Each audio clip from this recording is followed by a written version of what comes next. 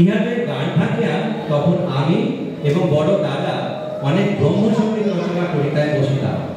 রবীন্দ্রনাথ নিজেও তার দাদাদের তানসেন, যদুভট্ট প্রমুখ প্রস্তাবনের গান ভেঙে বাংলা গান রচনার কথা উল্লেখ করেছে এবং স্বভাবতই নিজেও এ থেকেই উদ্বুদ্ধ হয়েছিলেন।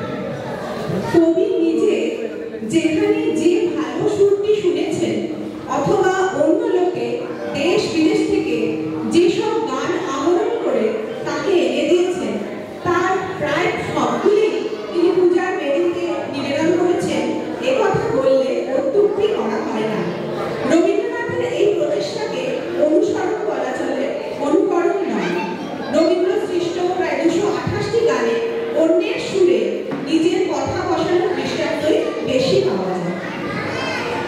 আজ আমরা তার এমন কয়েকটি ভাঙা গানের অংশ বিশেষ সেই গানগুলির মূল গানের সঙ্গে মিলিয়ে পরিবেশন করতে চলেছে। আমাদের আজকের নিবেদন রূপান্তরী, রবীন্দ্রনাথের ভাঙা গান। রবীন্দ্রনাথ হয়তো একটু দুঃখ পেয়ে বলেছিলেন, জনশ্রুতি আছে যে আমি হিন্দুস্তানি গান জানি নে, বুঝিনি।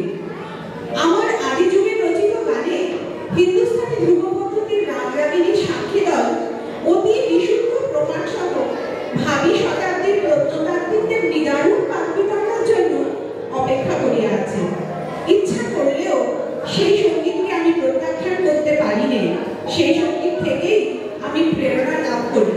এই কথা যারা মানে না তারা হিন্দুস্তানি সঙ্গীত জানে না। এই ধরনের সৃষ্টিগুলোর মধ্যে আমরা পাই বেজুপাড়ার সৃষ্ট ধ্রুপদ গান।